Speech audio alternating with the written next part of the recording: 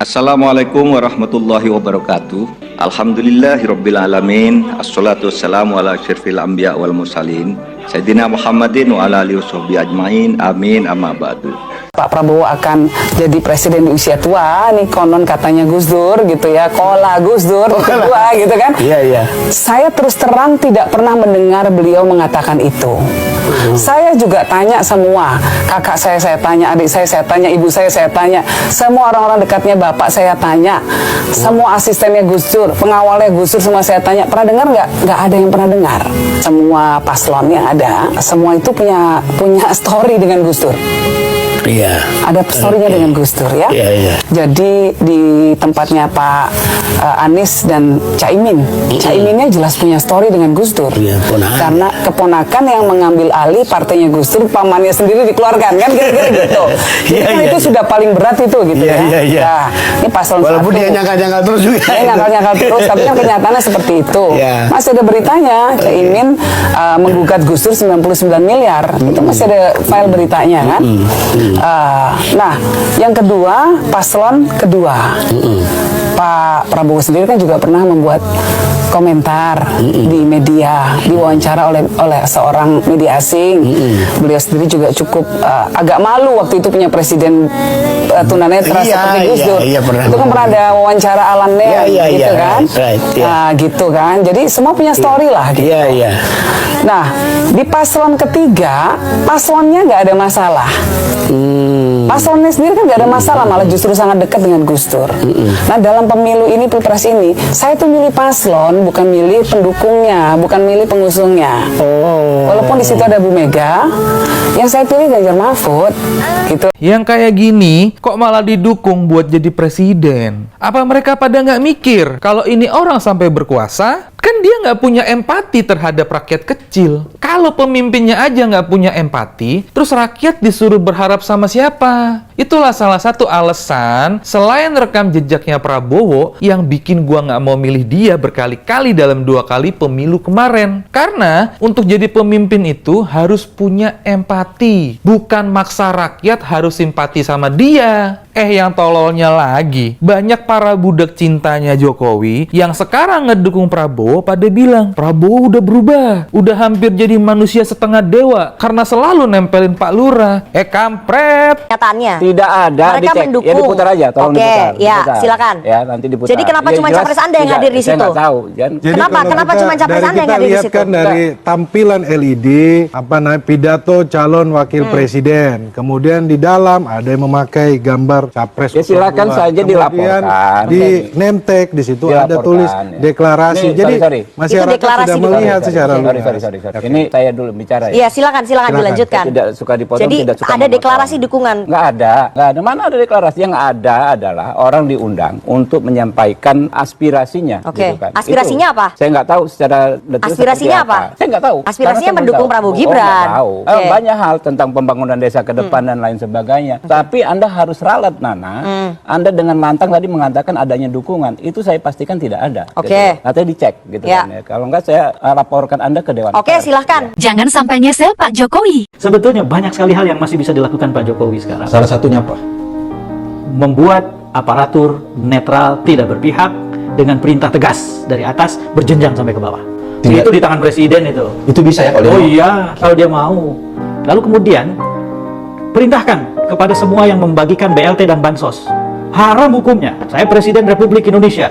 Dengan ini mengharamkan semua yang membagikan bansos, mempersonalkan bansos. Jangan pernah membagi bansos dan BLT dengan mengatakan ini dari Pak Jokowi. Jangan lupa anak Pak Jokowi ikut Pilpres 2024. Ada salam buat Pak Jokowi, kami akan sampaikan. Jangan pernah itu. Sebagai presiden saya haramkan semua orang melakukan itu. Itu masih bisa serta merta kok. Oke. Habis dengerin kita ngobrol nih Pak Jokowi itu, wah iya, bener nih. Mudah-mudahan Saya mau husnul khotimah nih. Bisa aja itu. Saran buat Gibran dan tim suksesnya pakai teleprompter saja. Kalau yang baca itu yang waktu ada acara dia sebagai wali kota Solo di Paris, yang ada beberapa orang yang tidak tahu, melihat dia berpidato bahasa Inggris dengan lancar, dikiranya yang bersangkutan itu pandai bahasa Inggris. Nggak tahunya ternyata di depannya ada teleprompter. Nah, jadi sebenarnya kalau soal teleprompter, dia kan kelihatan fasih sekali berbahasa Inggris. Saya sarankan Mas Gibran sama timnya, lain kali kalau cawapres Anda ini mau kampanye atau mau bicara, udah deh pakai teleprompter aja deh. Ya, lebih baik pakai teleprompter aja daripada dia salah bicara lagi yang sangat fatal. Ya kan? Ya kita sudah tahu kok kalau dia bicara itu pakai teleprompter, ya udahlah, di setiap acara itu panitianya disuruh memberikan perangkat tambahan yaitu teleprompter supaya tidak salah bicara lagi yang sangat fatal.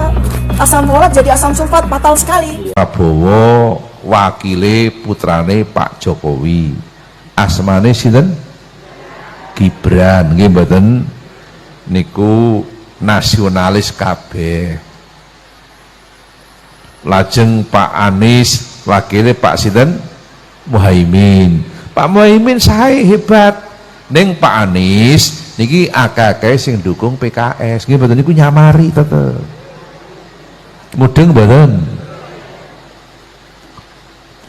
Lah cara kula sing paling tepat sing pasangan karo santri.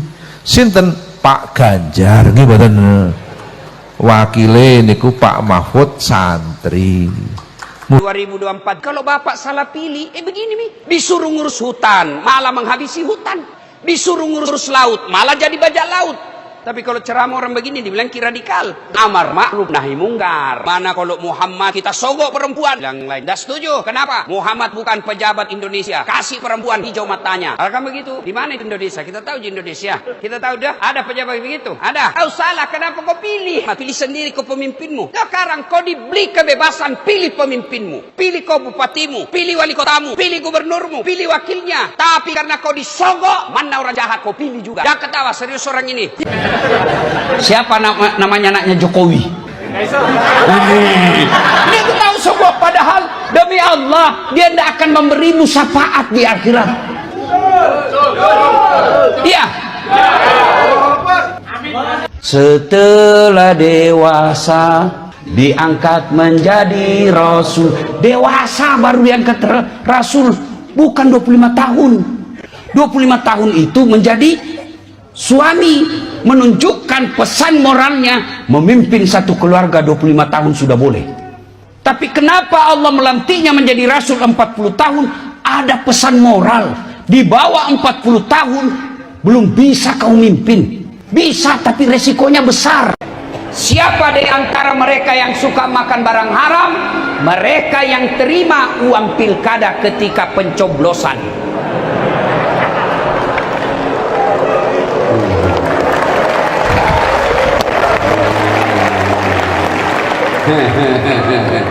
Ini muka-muka serangan fajar semua ini. Saya dengar kabar di sini Balangan karena penduduknya sedikit, maka harga nyogoknya mahal. Iya toh? Hei. Siapa agama paling banyak di Indonesia? Agama apa? Islam, 88%. Berarti kalau ada pemimpin yang jahat, pemimpin yang korup, pemimpin yang tidak baik, itu karena Islam kalian tidak beres. Kenapa Ustaz? Kalian terbanyak 88%. Kenapa ada pemimpin yang jelek, tidak ngurus rakyat? Karena kau pilih Wane Piro. Kau ketawa semua karena kau alami. Hei, Allahu Akbar. Di Kalsel ini banyak tambang. Di Kalsel ini banyak sawit. Di Kalsel ini banyak pengangguran. Iya, hampir setiap rumah ada penganggurannya. Iya, padahal perusahaan banyak, perusahaan tambang melimpah di sini. Kenapa? Karena kalian salah memilih pemimpin. Nyonggo, Pak, kalian cinta kabupatenmu yang baru ini. Kalian sayang Balangan, pemilu yang akan datang, pilcaleg, pilkada, pilpres. Demi Allah, cintai kampungmu, jangan kau terima uang sogok. Saya Islah Barawi terus terang merasa bahagia dan bangga atas penunjukan dari PDIP sebagai cawapresnya Pak Ganjar Pranowo kepada sesepuh saya dari Madura, Pak Mahfud MD.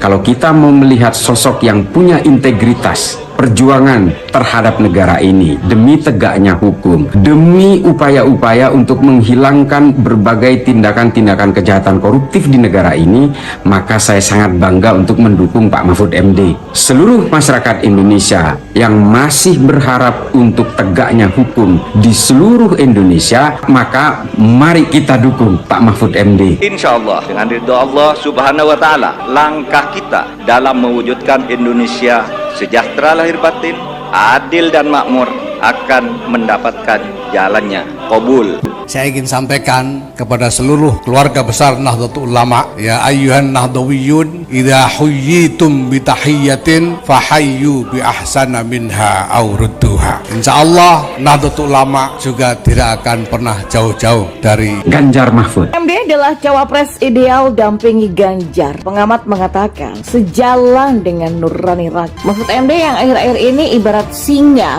buas yang sangat ditakuti para koruptor serta politisi bermasalah, itu diyakini publik sebagai sosok yang tepat jadi cawapres untuk mendampingi Ganjar. Ya, Mahfud termasuk tokoh nasional yang bersih dan jujur. Saat ini menjadi saksi bagaimana pidato Bung Karno selalu menggetarkan. Dedication of life disampaikan di sini mengajarkan kita agar bisa mengabdi pada bangsa dan negara. IKN yang tidak hanya memindahkan tempat dan ibu kota, tapi membuka mindset, merubah mindset untuk menjadi negara maju, termasuk hilirisasi industri yang akhirnya kita diperhitungkan oleh dunia. Hari ini kita meneguhkan hati, bekerja keras dengan api semangat yang tak pernah padam, menangkan PDI Perjuangan dan calon presiden PDI Perjuangan Ganjar Pranowo.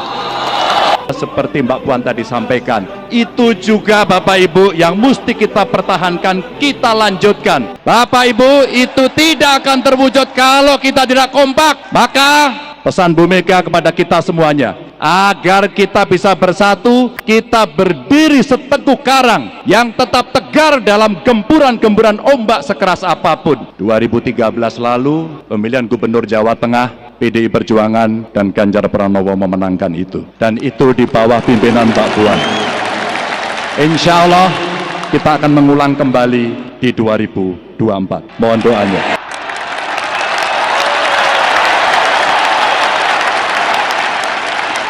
Semoga Allah senantiasa menuntun kita di jalan yang diridhoinya. Aku qouli hadza, astaghfirullah li wa lakum. Wassalamualaikum warahmatullahi wabarakatuh.